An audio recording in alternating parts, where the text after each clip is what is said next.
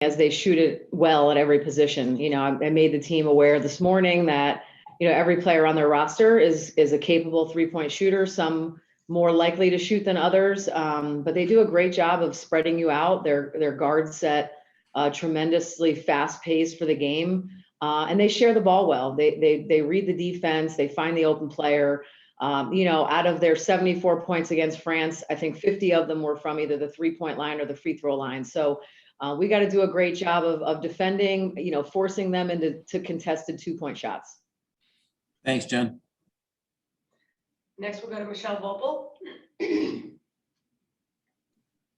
Yeah, I was wondering, turnovers are a little bit of concern the last game. What are some of the things you guys have worked on to maybe cut that number down?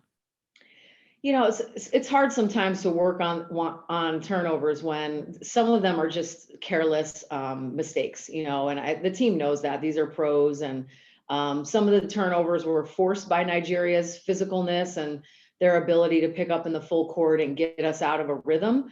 And some of them were just careless passes or catches. So it's just about watching film, addressing it, making it a point of emphasis for us. The Japanese team will certainly pick and choose their moments to press in the full court, to trap us in different areas, to trap off the ball screens or in the post. So we're just going to have to be stronger with the ball. And we're just continuing to get to know each other better. We've got, a couple guys maybe playing positions they don't normally play in the WNBA, in different roles than they normally have in the WNBA. So it's the more games we play together, the more practices we have, the more comfort we have with each other. I think that turnover number will certainly go down.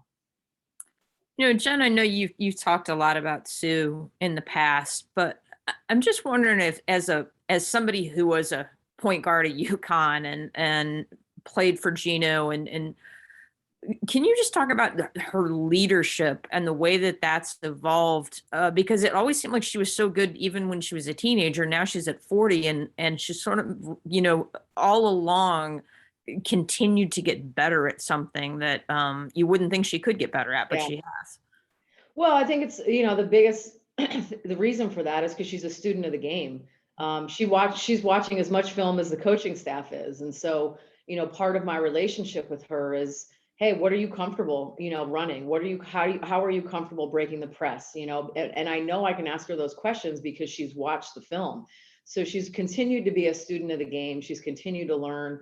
Obviously, her IQ is off the charts, and it's probably continued to get better. And she's faced every scenario that there is in basketball. I mean, that's the benefit of playing this game, for 20 plus years in college and pros, is she's seen everything. So she can add insight to both her teammates in the huddles, but also on the sideline when I'm talking to her about adjustments that need to be made or plays that she's comfortable running when she's getting pressured. So I think it's just that she never settles. Like, she understands the magnitude of this situation. She understands how difficult it's going to be for us to win. She never takes anything lightly or for granted. She continues to have the confidence, but she also understands that her preparation is going to be what makes her the kind of leader that she's been able to be for this team. Thank you. Appreciate it. Next, we'll go to, David Melandra. Is there anything in particular from the last game that you can take into your game on Friday against Japan? Yeah, so one of the things that we talked about and we addressed today was flowing into our offense better. So Nigeria made it difficult for us to pass it. They threw a trap at us. And so there were different people that were bringing the ball up the floor. Maybe we weren't in our traditional setup, when we crossed half court, because we were trying not to turn it over. And a lot of our turnovers came in the quarter court. They didn't come in the full court. It was an inability to get organized. And so today we talked a lot about, if Japan presses us and decides to do the same thing, how can we flow better into our offense? If Jules bringing the ball up or Stewie's bringing the ball up or one of our post players has the ball in the middle of the floor, what's a good strategy for us to be able to get the ball down to the block or to be able to get into some ball screen offense? So that was one of the things that we certainly addressed.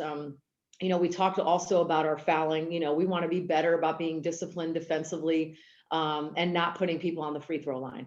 Obviously teams that press, you give them a chance to rest and you're giving them a chance to to set up their press. And so when we went on that big run in the second quarter, it was because we were getting stops. We weren't sending Nigeria to the free throw line. We needed to have the same strategy against Japan. Defend the 3-point line, force them to put the ball on the floor, and then make sure we're not fouling, so that we can initiate our offense quicker. Thank you. And seeing no more questions for Coach Rizzotti, we'll let her go, and we'll be back with Brianna Stewart very shortly.